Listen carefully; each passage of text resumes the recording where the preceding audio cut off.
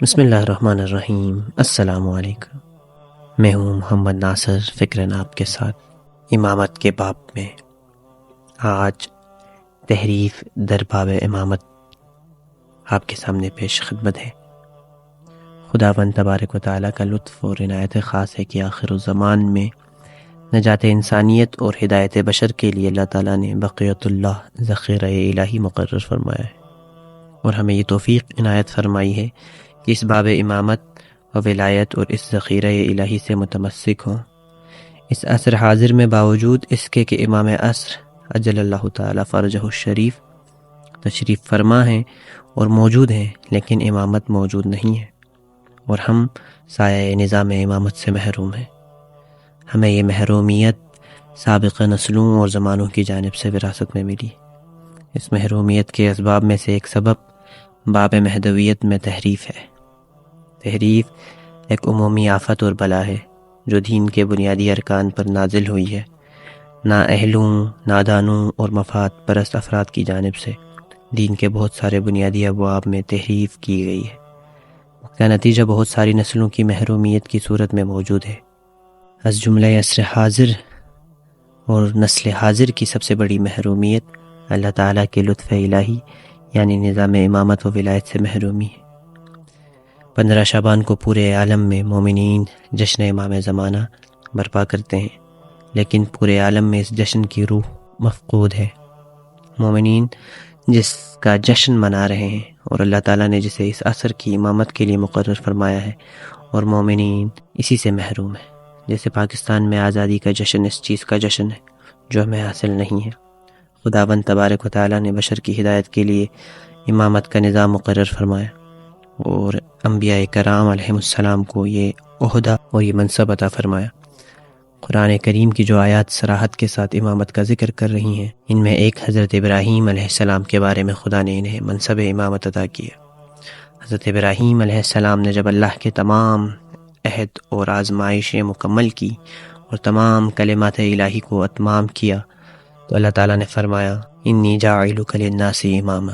حضرت ابراہیم علیہ السلام نے اپنی دعا میں اس عہدے کے تسلسل کی دعا مانگی اور بارگاہ پروردگار میں عرض کیا کہ میری ذریت میں بھی امامت کا یہ سلسلہ جاری رہنا چاہیے۔ اللہ تعالیٰ نے اس دعا کو مستجاب فرمایا، لیکن مشروط قرار دیا اور فرمایا امامت اللہ کا عہد ظالمین تک نہیں پہنچے گا، اور نہ ہی ظالم اس عہد تک پہنچ سکتے ہیں۔ ظلم کسی بھی نوع کا ہو، امامت اور ظلم آپس میں اکٹھے نہیں ہو سکتے۔ شرط تسلسل امامت یہ ہے کہ یہ عہدہ ظالمین تک نہیں پہنچے گا، لیکن جو ظلم سے دور اور پاک ہوں گے وہ اس مقام تک پہنچیں گے۔ شرط تسلسل امامت کے ساتھ ذریت حضرت ابراہیم علیہ السلام میں اللہ تعالیٰ نے امامت کو جاری رکھا۔ امامت کے بغیر زندگی، اللہ تعالیٰ نے ہدایت انسان کے لیے حضرت ابراہیم علیہ السلام کی ذریت میں ہر عصر اور ہر زمانے کے لیے امامت مقرر فرمائی۔ انسان کبھی بھی بغیر امام کے اس زمین پر زندگی بسر نہیں کرے گا۔ روایت میں ہے کہ اگر زمین پر فقط 2 افراد رہ جائیں تو ان میں سے بھی ایک امام ہوگا۔ اسے نہیں ہو سکتا کہ ہم زمین پر کوئی فرد واحد فرض کریں اور وہ بلا امام موجود ہو۔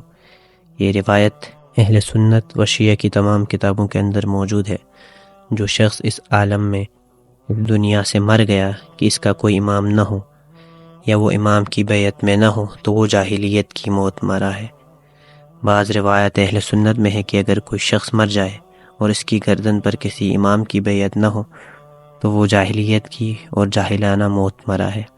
اگر انسان اس دنیا سے امام کے بغیر، امام کی بیعت کے بغیر اور امام کے عہد کے بغیر چلا جائے تو یہ موت جاہلیت کی موت ہے، یعنی یہ شخص ہدایت حق پر نہیں ہے بلکہ ضلالت اور گمراہی پر مرا ہے، اور اس شخص کا انجام ایسے ہی ہے جیسے نعوذ باللہ کسی بے دین اور اللہ کو نہ ماننے والے کا ہے، کیونکہ اللہ کی طرف سے ہدایت کا جو اہتمام تھا اس نے اس سے دوری اختیار کی ہے۔ انسان کے لیے امامت کا ہونا اس حد تک ضروری ہے کہ اگر روئے زمین پر 2 افراد بچ جائے تو یقیناً ایک امام ہوگا۔ اگر ایک فرد واحد زمین پر امامت کے بغیر فرض نہیں کیا جا سکتا تو دین میں اللہ تعالیٰ نے امامت کے بغیر اتنی نسلوں اور اتنے طویل زمانے کی گنجائش بھی نہیں رکھی۔ امامت کے بغیر زندگی گزارنے، امامت کے بغیر اپنے معاملات قائم کرنے اور امامت کے بغیر زندگی سے لطف اندوز ہونے کی گنجائش ہم نے خود نکالی ہے۔ آپ مشاہدہ کریں کہ دنیا میں فراوان لوگ ہیں، بلکہ زمین کی آبادی اتنی بڑھ گئی ہے کہ زمین کم پڑ گئی ہے۔ اس وقت 7 ارب کے قریب لوگ اس زمین پر زندہ اور متحرک ہیں اور کھا پی رہے ہیں۔